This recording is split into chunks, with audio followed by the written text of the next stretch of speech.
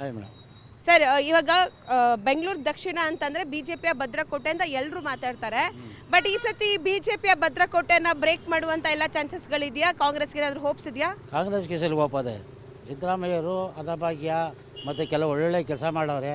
5 ದಿವಸ ಕರ್ನಾಟಕದಲ್ಲಿ ಕಾಂಗ್ರೆಸ್ ಸರ್ಕಾರ ಈ ಸಲ ಇದಂತ ಹೇಳ್ತಾ ಇದ್ದೀವಿ ನಾವು. MP 3 ಕಾಸು ಕೆಲಸ ಮಾಡಿಲ್ಲ, ಬರೀ ಸ್ಟ್ರೈಕು ಅದು ಇದು ಮಾಡ್ಕೊಂಡು ಖಾಲಿಗೆ ಡ್ಯೂಟಿ ಮಾಡಿದ್ದಷ್ಟೇ. ಬರೀ ಅವ್ರ ಮುಖನೇ ನೋಡಿಲ್ಲ. ಬಂದಿಲ್ವಾ ಈ ಕಡೆ ತೇಜಸ್ವಿ ಸೂರ್ಯ ಅವರು? ಬಂದಿಲ್ಲ. ಬಟ್ ಈ ಸಲ MP ಎಲೆಕ್ಷನ್ಗೆ ಅವರು ಕೂಡ ಆಕಾಂಕ್ಷಿ, ಅವ್ರಿಗೂ ಕೂಡ ಟಿಕೆಟ್ ಕೊಡೋಣ ಅಂತಿದ್ದಾರೆ. ಏನು ನಿಮ್ಮ ಅಭಿಪ್ರಾಯ? ಅವರೇ ತೀರ್ಮಾನ ಮಾಡಬೇಕು. ಅವ್ರ ಪಕ್ಷದವರು ಅವ್ರು ಏನು ಕೆಲಸ ಮಾಡೋರಂತೆ ಅವ್ರ ಪಕ್ಷದವರೇ ಅವ್ರನ್ನ ತೀರ್ಮಾನ ಮಾಡಬೇಕು. ಈ ಸತಿ ಹಂಗಾರೆ ತೇಜಸ್ವಿ ಸೂರ್ಯ ಅವರು ಬೇಡ ಹಂಗಾದ್ರೆ? ಸ್ಟೇಟ್ಗೆ ಹೋಗಿ ಸ್ಟ್ರೈಕ್ ಮಾಡಿದ್ ಬಿಟ್ರೆ ಅವ್ರ ಸಾಧನೆ ಅಷ್ಟೇ 5 ವರ್ಷ. ಇಲ್ಲಿ ಅಂತೂ ಅವ್ರ ಕ್ಷೇತ್ರಕ್ಕಂತ ಅವ್ರು ಏನೂ ಮಾಡಲಿಲ್ಲ. ಅವ್ರು ಹುಡುಕ್ತಾ ಇದ್ದೀವಿ ನಾವು ಇನ್ನೂ. ಅಟ್ಲೀಸ್ಟ್ ಅವ್ರ ಮುಖನಾರ ನೋಡೋಣ ಅಂತ. ಸಿಕ್ಕಿಲ್ವಾ ಇನ್ನೂ ಸಿಕ್ಕಿಲ್ಲ.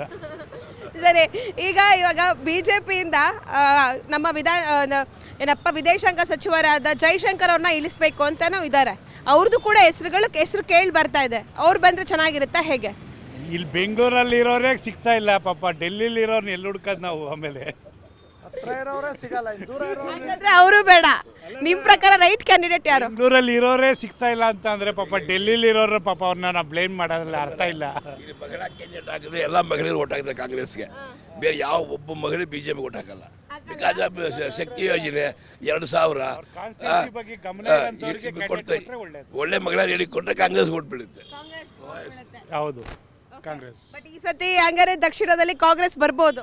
ಬಂದೇ ಬರುತ್ತೆ. ಇವರು ಬರೀ ಶೋಕಿ ಮಾಡ್ಕೊಂಡು ತಿರ್ಗೋರ ಬದಲಿಗೆ ಕೆಲಸ ಮಾಡೋರಿಗೆ ಓಟ್ ಹಾಕ್ಬೇಕು. ಹೌದಾ? ಏನ್ ಸರ್ ನಿಮ್ಮ ಅಭಿಪ್ರಾಯ ಏನ್ ಸರ್? ಇಲ್ಲಿ ಮೇಡಮ್ ಕಾಣಲೇ ಇಲ್ವಲ್ಲ ತೇಜಸ್ವಿ ಸೂರ್ಯ. ಇಲ್ಲಿ ಎಲ್ಲೋ ಒಂದು ದಿವಸ ಬಂದಿದೆ, ಕಾಣಲೇ ಇಲ್ಲ, ನಾವು ನೋಡಲೇ ಇಲ್ಲ.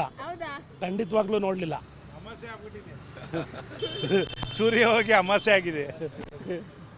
ಸರ್, ನಿಮ್ಮ ಪ್ರಕಾರ ಇವಾಗ ಅಂದ್ರೆ ದಕ್ಷಿಣ ಕ್ಷೇತ್ರ ಅಂತಂದ್ರೆ ಬಿಜೆಪಿಯ ವಿಜಯನಗರ ಆಗಿರ್ಬೋದು, ಜಯನಗರ ಆಗಿರ್ಬೋದು, ಇಲ್ಲೆಲ್ಲ ಬಿಜೆಪಿದ ಯಾವಾಗಲೂ ಕೈ ಮೇಲಿರುತ್ತೆ. ಬಿಜೆಪಿದ ಗೆಲುವು ಅಂತ ಎಲ್ಲರೂ ಕೂಡ ಹೇಳ್ತಾರೆ. ಬಟ್ ನಿಮ್ಮ ಪ್ರಕಾರ ಹೇಗೆ ಸರಿ ಸತಿ? ಅವಾಗ BJP ಇತ್ತು. ಅನಂತಕುಮಾರ್ ಭಾಳ ಒಳ್ಳೆ ಕೆಲಸ ಮಾಡ್ತಾಯಿದ್ರು. ಈಗ ಜಯಸೂರ್ಯ ಅವ್ರು ಯಾರ ಕೈಗೂ ಸಿಗಲ್ಲ. ಇಲ್ಲ. ತೇಜಸ್ವಿನಿ ಅನಂತಕುಮಾರ್ ಅವ್ರಿಗೂ ಹೋಗ್ತಿದೆ. ಯಾಕಂದ್ರೆ ತುಂಬಾ ವರ್ಷಗಳಿಂದ ಬಿಜೆಪಿಯಲ್ಲಿ ಇದ್ದಾರೆ. ಅವರು ಬೇರೆ ಪಕ್ಷಗಳು ಕರೆದ್ರು ಕೂಡ ಹೋಗ್ತಾ ಇಲ್ಲ. ತೀರ್ಮಾನ ಮೇಡಮ್, ಅದು ಅವ್ರ ಪಕ್ಷದ ತೀರ್ಮಾನ. ನಾವ್ ಹೇಳಕ್ ಅವ್ರ ಪಕ್ಷದ ತೀರ್ಮಾನ ಅದು. ಅವಾಗ ಅನಂತಕುಮಾರ್ ತುಂಬ ಕೆಲಸ ಮಾಡಿದ್ರು. ಅವ್ರ ಬಗ್ಗೆ ಯಾವತ್ತು ನಾವು ಗೌರವ ಇದೆ, ಅಪಾರ ಗೌರವ ಇದೆ. ಕೆಲವು ಕೆಲಸ ತುಂಬ ಚೆನ್ನಾಗಿ ಮಾಡಿದ್ದಾರೆ. ಆರೋಗ್ಯ ಇಲಾಖೆಯಲ್ಲಿ ಈಗ ಕ್ಯಾನ್ಸರ್ ಕಾಯಿಲೆಗೆ ಸಂಬಂಧಪಟ್ಟಂಥ ಮಾತ್ರೆಗಳು, ಔಷಧಿಗಳು ಬಡವರ ಬಗ್ಗರಿಗೆ ಎಡ್ಕೋಂಥ ಕೆಲಸ ಮಾಡಿದ್ದಾರೆ. ಅವರು ಒಳ್ಳೆ ವ್ಯಕ್ತಿ. ಅದ್ರ ಪ್ರಕಾರ ಅವ್ರು ಇಷ್ಟು ದಿವಸ ಗೆದ್ಕೊಂಡು ಬಂದರು. ಅದೇ ಥರ ಜನರು ಅವ್ರಿಗೆ ಸಹಕರಿಸಿದ್ರು. ಈಗ ನಾವು ಈ ತೇಜಸ್ವಿ ಸೂರ್ಯನ ನೋಡ್ತೀರಿ ಅಂದ್ರೂ ಸಿಕ್ಕಲ್ಲ. ನಮ್ಮ ಏರಿಯಾಗಂತೂ ನಮ್ಮ ಈ ಕಾನ್ಸ್ಟಿಟ್ಯೂನ್ಸಿಗೆ ಬಂದೂ ಇಲ್ಲ, ನೋಡೂ ಇಲ್ಲ. ಯಾವತ್ತೂ ಅವ್ರ ಮುಖನೇ ನೋಡಿಲ್ಲ.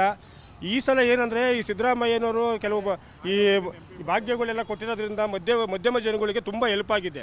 ಈಗ ಜನಸಾಮಾನ್ಯರು ಬೆಳಗ್ಗೆ ಎದ್ದು ಇಲ್ಲಿ ಮಹಿಳೆಯರು, ಗಾರ್ಮೆಂಟ್ಸ್ಗೆ ಹೋಗೋರು, ಈ ಥರ ಮಿಡ್ಲ್ ಕ್ಲಾಸ್ ಪೀಪಲ್, ಬಡ ಪೀಪಲ್ಗೆ ಕೆಲವು ತುಂಬ ಅನುಕೂಲ ಆಗಿದೆ. ಕೆಲವರು ಮಾತಾಡ್ತಾರೆ ಅಷ್ಟೇ ಮಾಮೂಲಿ. ಅದು ಪಕ್ಷದವರು BJPಯವರು ಅದು ಆಪೋಸಿಟ್ ಅವ್ರು ಮಾತಾಡ್ತಾರೆ. ಅವೆಲ್ಲ ಸುಳ್ಳು. ಕೆಲವು ಸುಳ್ಳು ಬರುತ್ತೆ ಅಂತ ಮಾತಾಡ್ತಾರೆ BJPಯವರು. ಅದೆಲ್ಲ ಕಟ್ಟು ಕತೆ. ಈ ಸಲ ಕಾಂಗ್ರೆಸ್ ಬಂದರೆ ಮಧ್ಯಮ ವರ್ಗದವರಿಗೆ ಅನುಕೂಲ ಆಗುತ್ತೆ. ಇದು BJP ಏನಂದರೆ ಬರೀ ಹೈ ಲೆವೆಲ್ಲು, ಈ ಅದಾನಿ ಅಂಬಾನಿ ಅಂಥವ್ರಿಗೆ BJP ಭಾಳ ಹೆಲ್ಪ್ ಮಾಡ್ತಾರೆ ಹೊರತು ಬೇರೆ ಯಾವುದೇ BJP ಅಷ್ಟೇ. ನಮ್ಮ ದೇಶದಲ್ಲಿ ಕಾರ್ಪೊರೇಟ್ ಕಂಪ್ನಿ ಬೆಳ್ಸಕ್ಕೆ ಮಾತ್ರ BJP. ಬಡವ್ರಿಗೆ ಬೇಕು ಅಂತಂದ್ರೆ ಕಾಂಗ್ರೆಸ್ಸೇ ಬರಬೇಕು. ಬಟ್ ಇಲ್ಲಿ ಎಲ್ಲರ ಅಭಿಪ್ರಾಯ ಕಾಂಗ್ರೆಸ್ ಇದೆ. ಬನ್ನಿ ಹಾಗೆ ಮುಂದೆನೂ ಕೇಳ್ತಾ ಹೋಗ್ತೀನಿ ಯಾರಿಗೆ ಅವರ ಸಪೋರ್ಟ್ ಇದೆ, ಈ ಸತಿ MP ಎಲೆಕ್ಷನ್ಗೆ ಯಾರು ನಿಂತ ತುಂಬ ಚೆನ್ನಾಗಿರುತ್ತೆ ಅಂತ. ಹಾಗಾದ್ರೆ ಈ ಸತಿ ಗ್ಯಾರಂಟಿ ಯೋಜನೆಗಳಿಂದ ಏನು ವಿಧಾನಸಭಾ ಚುನಾವಣೆಯಲ್ಲಿ ಕಾಂಗ್ರೆಸ್ ಗೆಲುವನ್ನು ಕಂಡಿದೆ, ಈ ಸತಿ ಲೋಕಸಭಾ ಚುನಾವಣೆಯಲ್ಲೂ ಕಾಂಗ್ರೆಸ್ ಗೆಲುವು. ಹೌದು 100% ಗೆಲ್ತಾರೆ. Thank you so much sir. Thank you. ಬನ್ನಿ ಹಾಗೆ ಮಾತಾಡ್ಸ್ಕೊತಾ ಹೋಗ್ತೀನಿ. ಹಲೋ ಸರ್, ನಮಸ್ಕಾರ ಸರ್. ಈ ಸತಿ MP ಎಲೆಕ್ಷನ್ಗೆ ಯಾರು ಬರ್ಬೋದು ನಿಮ್ಮ ದಕ್ಷಿಣ ವಿಭಾಗದಿಂದ?